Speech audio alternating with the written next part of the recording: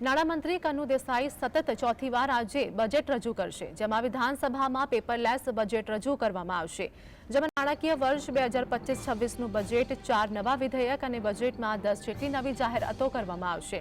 વિધાનસભાના બજેટ સત્રમાં આજે પ્રશ્નોત્તરી કાળથી બેઠકનો પ્રારંભ થશે, જેમાં મુખ્યમંત્રી હસ્તકના સામાન્ય વહીવટી સુધારણા, ગૃહ, મહેસૂલ, શહેરી વિકાસ સહિતના વિભાગોના પ્રશ્નોની ચર્ચા કરશે। આ ઉપરાંત રમતગમત, યુવા અને સાંસ્કૃતિક વિભાગ, વાહન વ્યવહાર સહિતના વિભાગોના પ્રશ્નોને લઈને પણ ચર્ચા કરવામાં આવશે। આ બજેટમાં સરકાર દ્વારા કયા ક્ષેત્રોને પ્રાથમિકતા આપવામાં આવશે તે જોવાનું રહેશે। ખેડૂતો, શિક્ષણ, આરોગ્ય અને માળખાકીય સુવિધાઓ માટે શું જાહેરાતો કરવામાં આવશે તે પણ મહત્વનું રહેશે।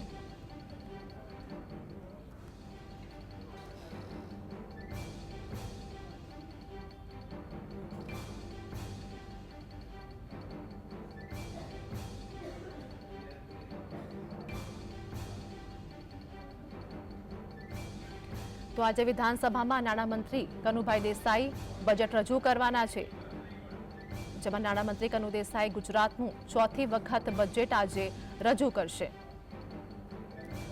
તો આ બજેટની વાત કરીએ કે બપોરે 1:15 વાગ્યાની આસપાસ આ બજેટ રજૂ થશે। બપોરે 12 વાગે ગૃહનું કામકાજ શરૂ થશે।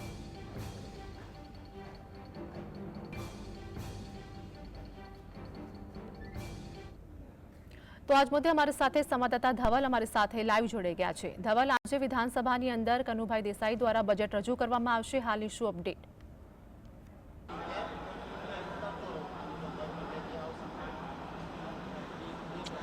જી ચોક્કસથી આરતી વાત કરવામાં આવે તો આજે ગુજરાત રાજ્યનું જે બજેટ છે તે રજૂ થવા જઈ રહ્યું છે। નાણામંત્રી કનુ દેસાઈ દ્વારા જે છે તે બજેટ રજૂ કરવામાં આવશે। કનુ દેસાઈ દ્વારા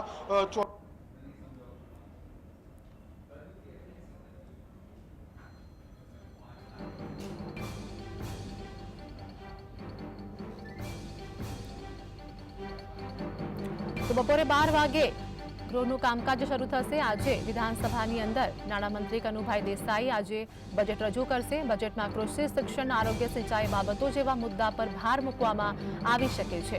તો આ વખતનું બજેટ પાછલા વર્ષ કરતાં 11% વધુ હોવાનો પણ અંદાજ લગાવવામાં આવી રહ્યો છે, જેમાં આજે વિધાનસભામાં નાણામંત્રી કનુભાઈ દેસાઈ બજેટ રજૂ કરશે।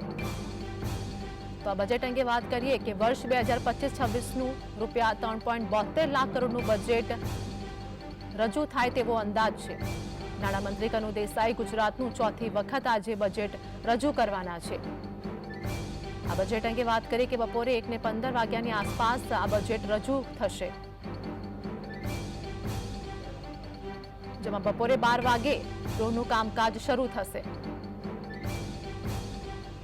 તમારી સાથે સંવાદદાતા ધવલ જોડાયેલા છે। ધવલ, બજેટ અંગે શું હાલની વધુ અપડેટ?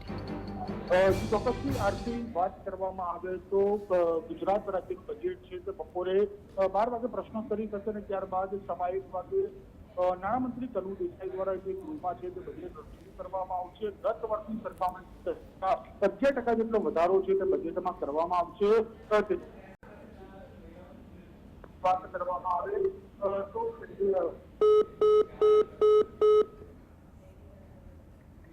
જી આભાર ધવલ, સમગ્ર માહિતી આપવા બદલ।